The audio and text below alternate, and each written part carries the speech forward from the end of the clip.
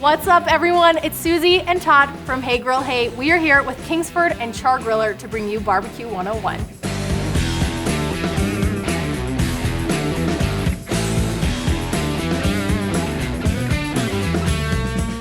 Today, we are going to be talking about meat. Let's do it. Let's kick this conversation off with beef. Yes. You're welcome. Thank you.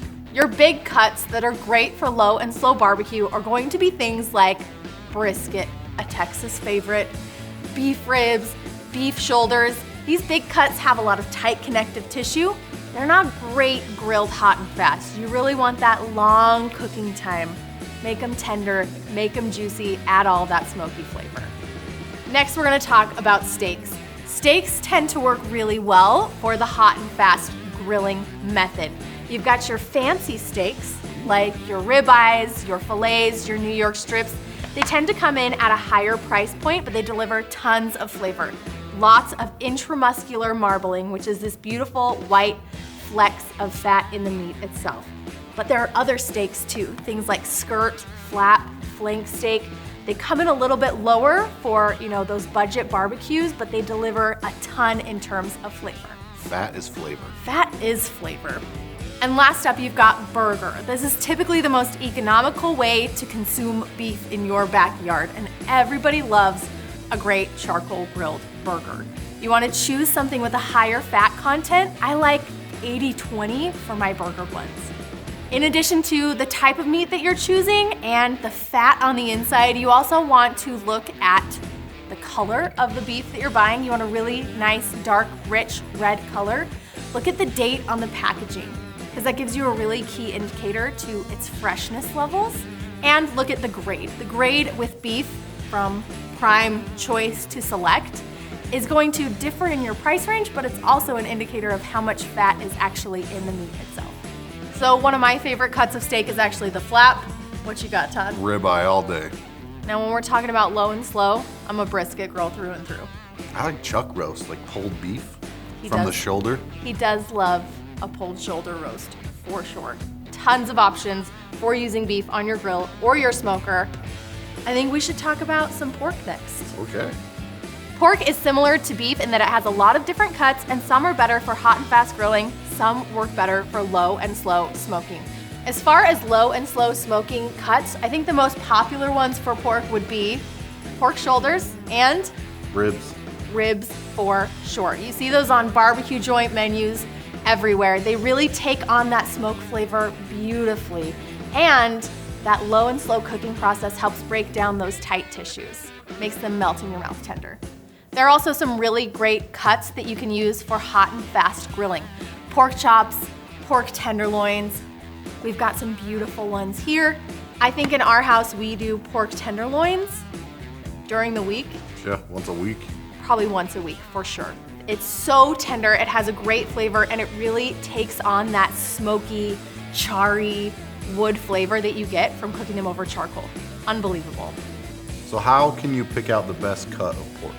That's a really great question, because pork doesn't have a standardized grading system the way that beef does. So your eyes are your best friend when you're buying pork from the grocery store. You actually want to take your pork out from under the lights that they're in the meat counter and bring them under the overhead lighting of the grocery store. And you want to look for meat that is really rosy pink to red. If it's gray or super light pink, that's not something that you want to take home with you. Check the dates. Look for that beautiful flecks of fat inside the meat itself, and you'll walk home with a beautiful piece of pork. Beef and pork, I feel like, are the two most common big cuts that we're seeing pulled from grocery store shelves. But chicken is always an option on our family table.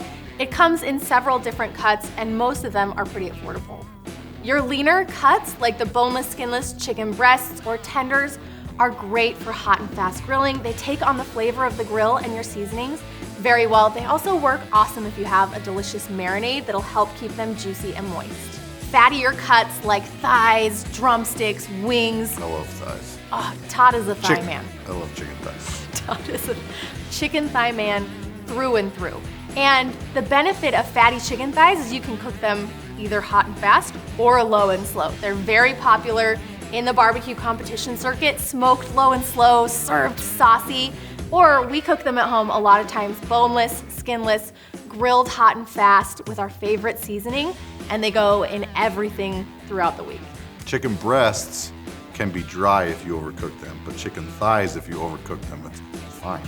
They're definitely more forgiving because they have that higher fat content. Another thing that I love to do that definitely would fall under budget barbecue is whole chicken. They're great on the smoker. The low and slow temperature makes sure that all of the different pieces and parts cook through perfectly, gives you beautiful flavor, and pound for pound, it's one of the cheapest proteins you can get your hands on. Let's jump into one of the lesser utilized cuts of meat in the American market, and that is lamb. There's one in every family that doesn't love lamb. I myself and my kids actually enjoy lamb quite a bit, especially a rack of lamb like this one. It's basically the ribeye of lamb. It's got beautiful fat in it, great flavor. It's definitely more mild than a lot of people give lamb credit for. And when it's seasoned really well, smoked or grilled to a nice medium rare, a rack of lamb is like a beautiful treat. I will win him over. Last but not least, let's talk about seafood. This one can be a little bit tricky to cook on the grill, so I think some people stray away from it a little bit, but if you pick the right seafood, it makes all of the difference. When you're choosing fish to grill at home, you want things that are sturdy, that'll hold up well to the grill and not flake or fall apart. So we love grilling things like tuna, mahi-mahi, swordfish steaks are fantastic, but one of our favorites that we do all the time, Salmon. Salmon, for sure. It works great on the grill. If you have the skin on the bottom, it helps give you a little additional structure to hold things together. And if you've got a good thermometer tracking temperatures, you'll be able to pull it off so it flakes apart beautifully, has some awesome flavor from the grill. Another thing that we really enjoy cooking on the grill is shellfish. Shrimp, crab, lobster, they hold up, you don't have to worry about them falling apart, and they love that wood-fired smoky flavor. Whether you're grilling hot and fast, smoking low and slow, we covered a ton of options at different price ranges today, so you can pick the best meat that fits your family's lifestyle and budget. But I also think you should try something new. Barbecue is all about having fun, and part of that for me is the process of experimenting, seeing what your family likes, and putting something yummy and delicious on the grill. I choose these. Todd chooses the ribeyes. I know what we're having for dinner tonight.